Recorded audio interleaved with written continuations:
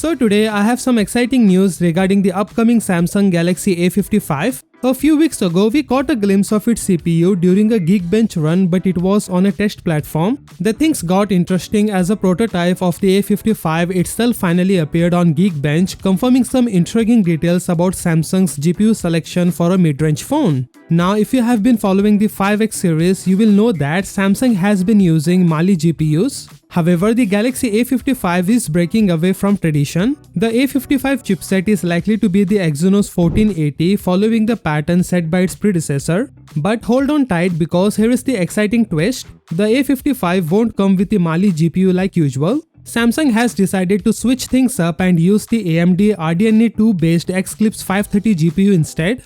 And guess what? The latest benchmark run confirms this thrilling change. So the question is, how does this impact the performance of the A55? Let me explain you. The AMD RDNA 2 architecture has made quite a name for itself in gaming consoles and top-notch GPUs. It brings along some awesome features like improved graphics rendering and better energy efficiency. This move could potentially even open the door to features like ray tracing in games. However, we will have to wait for official confirmation on that.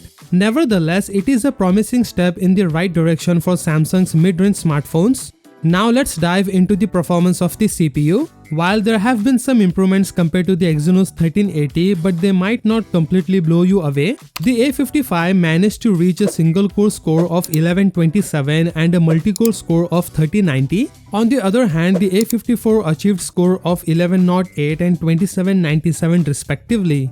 According to previous rumors, it looks like the Galaxy A55 is going to rock a generous 6.5 inches Full HD plus 120Hz OLED display. When it comes to the capturing stunning moments, you will have a 50 megapixel main camera at your disposal, and in terms of recharging, the phone will support 25 watt wired charging. However, brace yourself, because surprise surprise, there won't be a charger in the box. It seems like the industry trend of excluding chargers is still going strong. Well, here it is in a nutshell. The A55 is shaping up to be a game changer in the mid-range market with its impressive AMD RDNA 2 based Xclipse 530 GPU. Although the CPU upgrade might not blow your mind, the prospect of improved graphics and overall performance is definitely something to get excited about. So let me know, what do you think of this A55 in the comments below. With that being said, subscribe if you like, and I will see you in the next one.